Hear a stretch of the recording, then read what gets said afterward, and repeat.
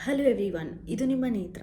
Thank you so much ನನಗೆ support ಮಾಡ್ತಿರೋ ಎಲ್ಲರಿಗೂ. ಹೀಗೆ ಸಪೋರ್ಟ್ ಮಾಡ್ತಾಯಿರಿ, ನನ್ನ ವೀಡಿಯೋನ ಲೈಕ್ ಮಾಡ್ತಾಯಿರಿ, ಶೇರ್ ಮಾಡ್ತಾಯಿರಿ, ಸಬ್ಸ್ಕ್ರೈಬ್ ಮಾಡ್ತಾಯಿರಿ ಅಂತ ಹೇಳ್ತಾ, ಇವತ್ತು ನಾನು ಡಿಸ್ಕಸ್ ಮಾಡೋಕ್ಕೆ ಹೊರಟಿರೋ ವಿಷಯ ಬಂದುಬಿಟ್ಟು ಯಾರು ಎಲಿಮಿನೇಟ್ ಆಗ್ತಾರೆ ಸಂಡೇಯಲ್ಲಿ ಅಂತ. ಈ ವಾರ ಯಾರು ಎಲಿಮಿನೇಟ್ ಆಗ್ತಾರೆ ಅಂತ ಎಲ್ಲರಿಗೂ ಈಗಾಗಲೇ ವೋಟಿಂಗ್ ರಿಸಲ್ಟ್ಸ್ ಗೊತ್ತಾಗಿದೆ.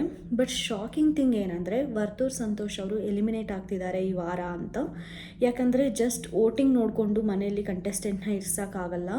ಅವ್ರ ಪರ್ಫಾರ್ಮೆನ್ಸು ಕೂಡ ನೋಡಬೇಕು, ಮತ್ತು ಅವ್ರು ಯಾವ ಥರ ಎಂಟರ್ಟೈನ್ಮೆಂಟ್ ಮಾಡ್ತಾ ಇದ್ದಾರೆ, ಹೆಂಗೆ ಇನ್ವಾಲ್ವ್ ಆಗ್ತಿದ್ದಾರೆ ಮನೆಯಲ್ಲಿ ಅಂತ ಕೂಡ ನೋಡಿ ಕನ್ಸಿಡರ್ ಮಾಡಬೇಕು.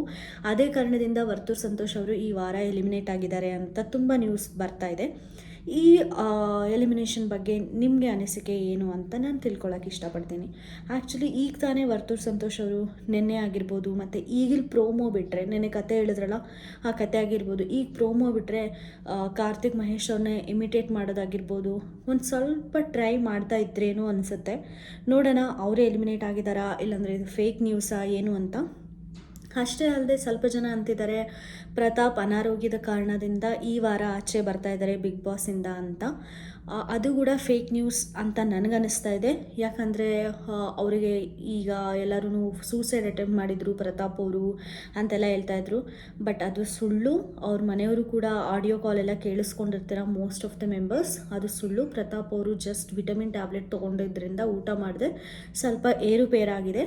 ಆದ್ದರಿಂದನೇ ಅವರಿಗೆ ಸ್ವಲ್ಪ ಟೈಮ್ ತೊಗೊಳ್ತಾ ಇದೆ ಕ್ಯೂರ್ ಆಗೋಕ್ಕೆ. ಮತ್ತು ಅವರು ಬಿಗ್ ಬಾಸ್ ಮನೆಗೆ ಬರೋ ಎಲ್ಲ ಚಾನ್ಸಸ್ ಇದೆ ಅಂತಲೇ ಹೇಳ್ತಾ ಇರೋದು. ನೋಡೋಣ ಏನಾಗುತ್ತೆ ಅಂತ. ವರ್ತೂರ್ ಸಂತೋಷ್ ಇಲ್ಲಿವರೆಗೂ ನ್ಯೂಸ್ ಇರೋ ಪ್ರಕಾರ ವರ್ತೂರ್ ಸಂತೋಷ್ ಅವರು ಎಲಿಮಿನೇಟ್ ಆಗಿದ್ದಾರೆ ಅಂತ. ಕಾದು ನೋಡೋಣ ಯಾರು ಎಲಿಮಿನೇಟ್ ಆಗ್ತಾರೆ ಅಂತ. ನಿಮಗೆ ಯಾರು ಎಲಿಮಿನೇಟ್ ಆದರೆ ಕರೆಕ್ಟ್ ಅನಿಸುತ್ತೆ ಅಂತ ನನ್ನ ಕಮೆಂಟ್ ಸೆಕ್ಷನಲ್ಲಿ ತಿಳಿಸಿ. ಈ ವಿಡಿಯೋ ನಿಮ್ಗೆ ಇಷ್ಟ ಆದರೆ ಪ್ಲೀಸ್ ಶೇರ್ ಮಾಡಿ, ಲೈಕ್ ಮಾಡಿ, ಸಬ್ಸ್ಕ್ರೈಬ್ ಮಾಡ್ಕೊಳ್ಳಿ. ನೋಟಿಫಿಕೇಷನ್ ಕ್ಲಿಕ್ ಮಾಡೋದನ್ನ ಮಾತ್ರ ಮರ್ತೋಗ್ಬೇಡಿ. Thank you.